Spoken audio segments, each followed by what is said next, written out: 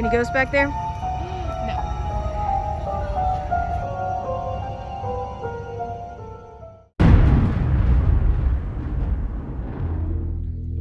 Hi, my name is Eve Rozier. Recently, I traveled to St. Augustine. Now, while St. Augustine is very well known for its historical background, I came here for a different kind of history, supernatural history. Oh yeah, and my friend Jasmine is here too. Hey. Anyways, growing up, my parents always had differing views on whether ghosts are real and what the real reason for their legends are. Do you believe in ghosts? I do. Do I believe ghosts are real? Yeah. I do not. What do you think is the purpose of a ghost tour? I think the purpose of the ghost tour, at the end of the day, for the tour companies to make money. It's also good for just entertainment. So, we wanted to go on a ghost tour in St. Augustine and see for ourselves. Are ghosts real? And how do the stories affect St. Augustine? Alright, now it's my turn. This is Carl with a K.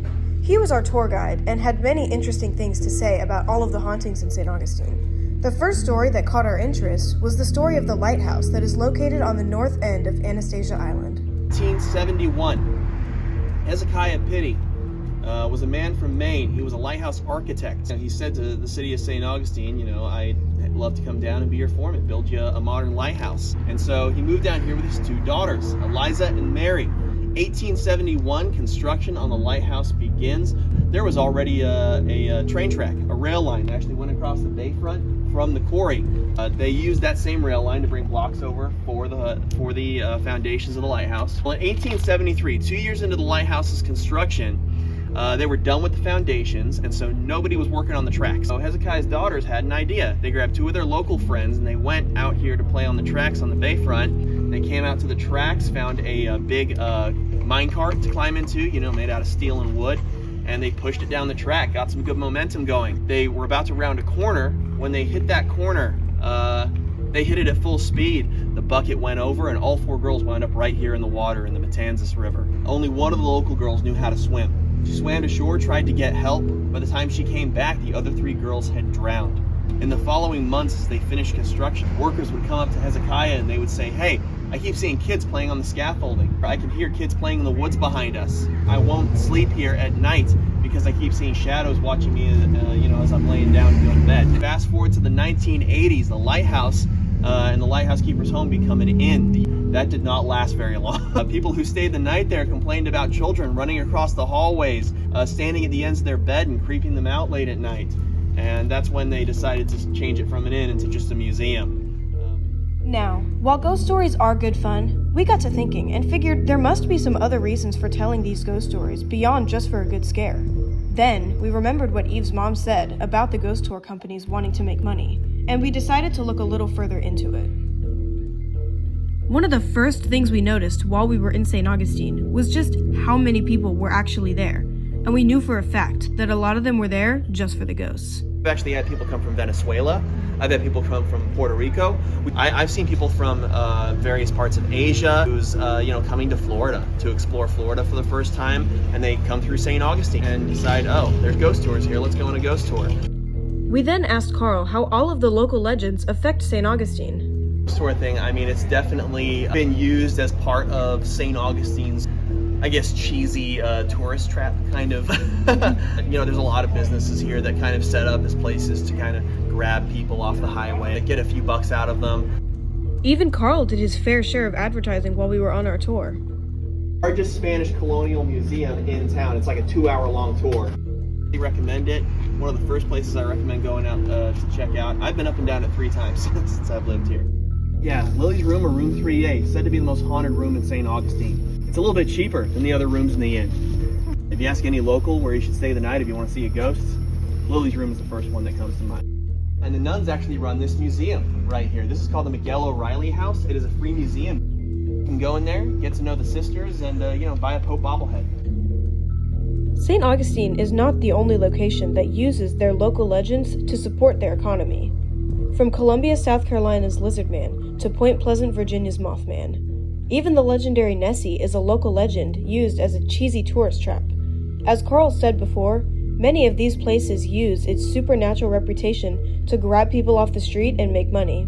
St. Augustine has its ghost tours, Point Pleasant has moth burgers. At this point, we wanted to know what Eve's parents thought of how ghosts and legends affected the economy of St. Augustine. Do you think that ghost tours make an impact in these small towns? No question about it. It is an economy within itself. Oh, definitely in small towns. It does produce a great economy for a community. It's an easy thing to Google and find it, and it's a big deal in a lot of these small towns. While it's interesting to look at the economic effect that ghosts and legends have on not just St. Augustine, but many small towns, making money might not be the only motive to these ghost tours. Both of Eve's parents and Carl have had their own personal supernatural experiences. This tour is my very first paranormal experience, which happened when I was 8 years old.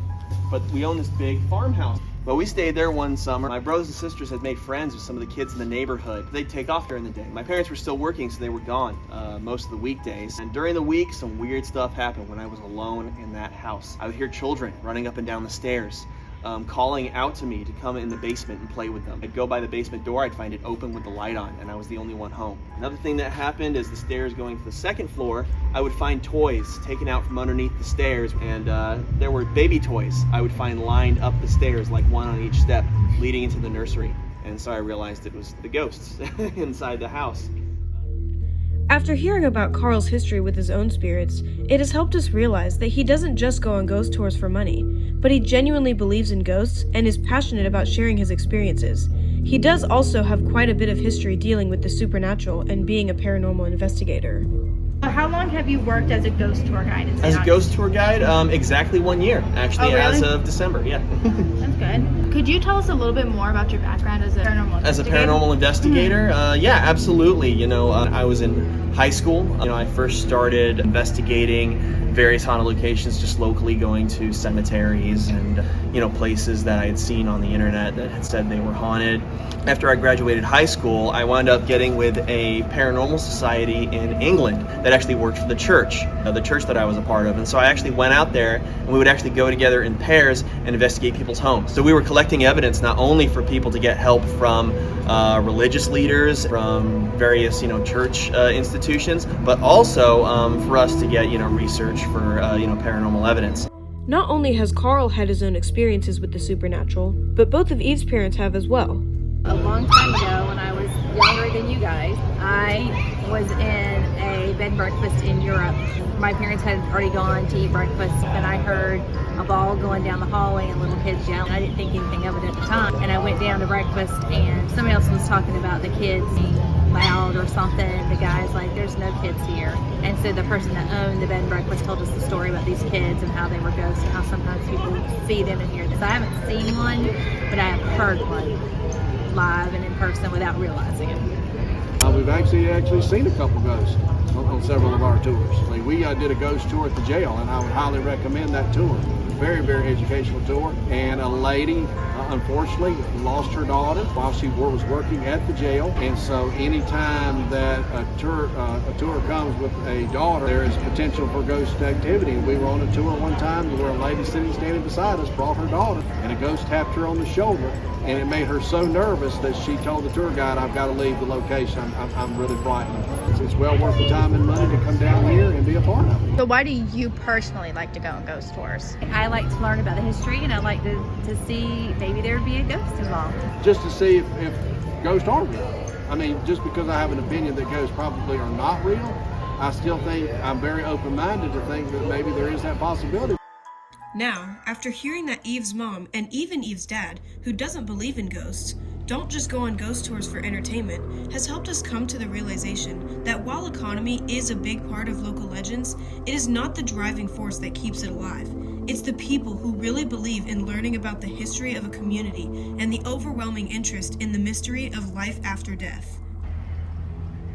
I bet there's a lot of dead people in there. That's the point, it's a graveyard. So, are ghosts real? I'm not really sure. Jasmine and I's research have found that these ghost tours are instrumental in the economy of St. Augustine and the people who live there. All of these types of local legends have a monumental impact on keeping these small towns alive and relevant. So, the existence of ghosts remains a mystery. But the true impact are the memories we made and the people we met along the way. That's what the pirates did. I'm sure they did it exactly like that. Then they had the cannons. The cannons.